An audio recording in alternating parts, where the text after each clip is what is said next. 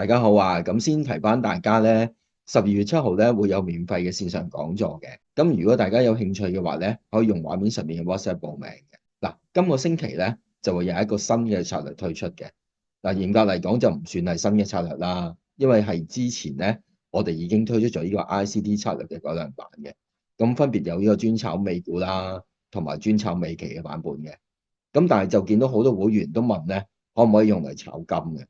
嗱，我見到亦都有人試過咧，用 ICT 美期版咧去 backtest 黃金嘅，咁你會發現咧係完全冇任何入市信號嘅。咁但係其實正如你將一啲數據擺落個 AI 模型去優化一個策略，但係你輸入嘅係美期嘅數據，你點可能用呢個策略咧去交易港股啊、黃金或者其他產品啊？呢個根本唔合理噶嘛。咁今日咧，我會推出一個 ICT 改良版咧，係專係炒黃金嘅。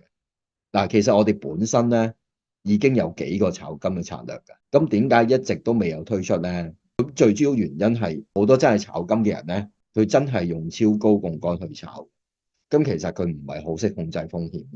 今次推出呢個策略咧，係專門用嚟炒黃金 CFD 嘅。嗱，如果已經係我哋課程學咗 Auto Trade 咧，就可以連過去 IB 啦或者 Vantage 嗰啲做交易都得嘅。嗱，遲啲我哋課程咧會教埋點樣連過去 IG 嗰度做交易嘅。嗱，我哋同所有嘅平台係冇任何關係㗎。咁如果大家喺課程學咗咧，就自己揀連過去邊度做 Auto Trade，你自己覺得適合就得㗎啦。嗱，其實黃金咧近2年咧確實越嚟越多人炒，咁因為所謂嘅去美元化啦，咁同埋全球嘅央行都喺度增持緊黃金啦，咁加上啲黃金嘅 ETF 咧就越嚟越多機構買嘅，咁所以黃金咧今年就升得好勁。但係炒金之前咧，我想先講一樣嘢係最緊要嘅。嗱，可能咧大家聽完之後覺得係廢話嘅，因為其實我喺 Patreon 都已經講過，但係喺呢度咧，我想再講一次嘅。我再強調，如果唔明呢樣嘢咧，就唔好炒金啦。嗱，其實倫敦金本身冇問題嘅，當然唔包括嗰啲呃你錢走嗰啲啦。即係就算唔係呃你錢咧，如果淨係叫你超高槓桿去炒咧，其實你一樣會輸。你要炒金，你就要明白，越高槓桿咧就越容易爆倉嘅。嗱，我先用隻美股嚟做例子咧，可能你會容易啲明白。例如好似呢個圖啊，Nvidia 開市195.1毫1，收市價咧199.01，全晚最低咧係跌到去咧193.79。嗱，如果開市之前咧，我同大家一齊估當晚 Nvidia 啦，由開市到收市究竟升定跌咧，我諗大家估中嘅機會其實差唔多。但係如果真實去交易啦，我假設你用1.5倍槓桿，你用10萬蚊港紙嘅本金去買，咁當時咧大概你可以買到66股。咁如果個股價咧跌到去193.79嘅時候咧，你帳面嘅虧損咧其實係680蚊港紙嘅啫。咁其實係好少嘅金額。但係如果你用100倍槓桿咧，代表咗你10萬蚊港紙嘅本金咧，係等同有1000萬港紙嘅購買。咁即係話你可以買到6570，但係其實實際上你當時係得10萬蚊本金嘅啫嘛。咁如果個股價咧跌到193.79嗰陣咧，你係輸咗67000幾，即係其實你嘅本金咧已經輸咗60%。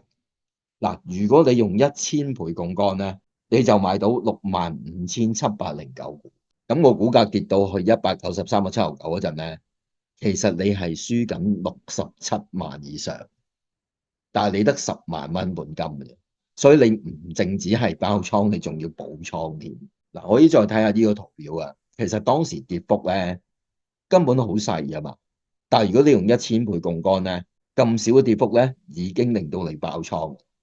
咁可能大家會問：喂，真係有人用1000倍槓桿嘅咩？嗱，炒股咧確實好少嘅，但係炒金咧就真係特別多。如果你用咗1000倍槓桿咧，基本上你係要每分鐘嘅變動咧，你都估計到先得嘅。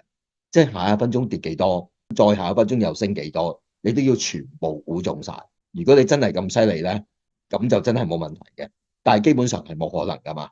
所以一個咧 backtest 有70%中，而且見到可以賺到錢嘅策略咧，如果你用合理嘅槓桿去交易係可以嘅。但係如果你用超高槓桿去交易咧，其實任何策略喺你手裏邊咧，都係照樣會輸嘅。嗱，我相信可能有啲人覺得唔啱聽，或者覺得係廢話嘅。咁但係如果你真係炒金之前咧，我都希望係強調呢一點嘅。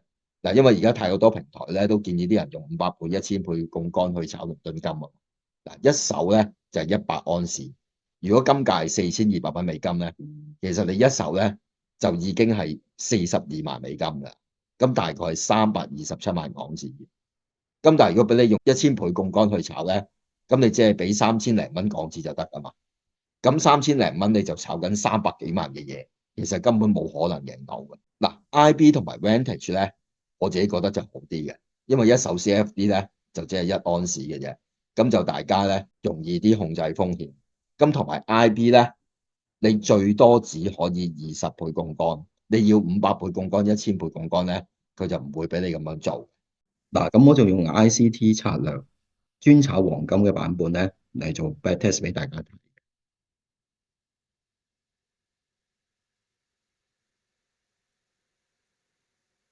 如果你有10萬本金啦，過去一年個 win rate 咧有71.3%嘅，咁10萬蚊本金，如果你用3倍槓桿嘅話咧，係賺咗18.8千幾嘅。嗱，我強調係3倍槓桿，唔係用緊500倍或者1000倍槓桿。嗱，因為你用3倍槓桿咧，你坐倉嘅壓力咧，同500倍同1000倍嘅槓桿咧係完全唔同嘅。嗱，而家好多平台咧都唔使俾佣金嘅，嗱，咁淨係要俾個買賣差價嘅啫。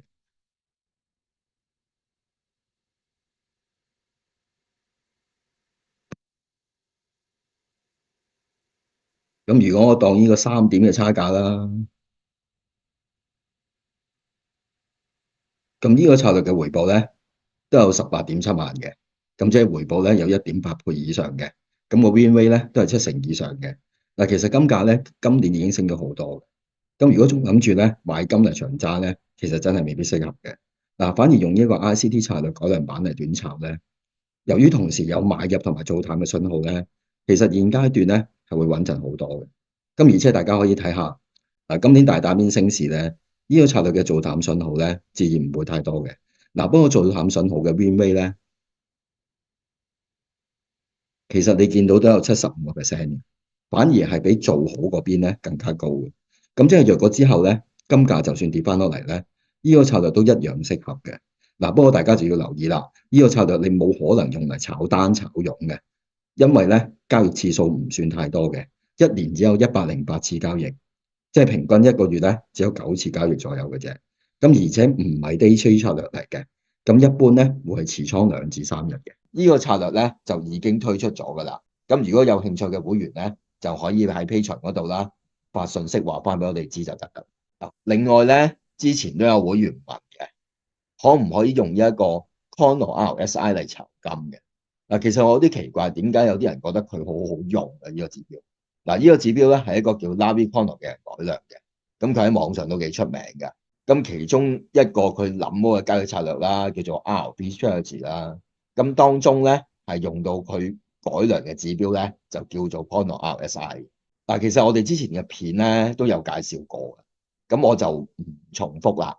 嗱，咁呢個叫 Conor RSI 嘅指標咧，有啲時間同普通嘅 RSI 咧升到80或者跌到20嘅時候咧，確實係會有唔同嘅。嗱，咁既然大家對呢個指標咁有興趣啦，我就將呢一個 RB Strategy 咧用 PriceSkip 咧寫咗一個炒金嘅版本出嚟。咁炒金咧係同你炒美股啊或者美期唔同㗎，佢用嘅參數係完全唔同。咁我可以試下 backtest 俾大家睇啦。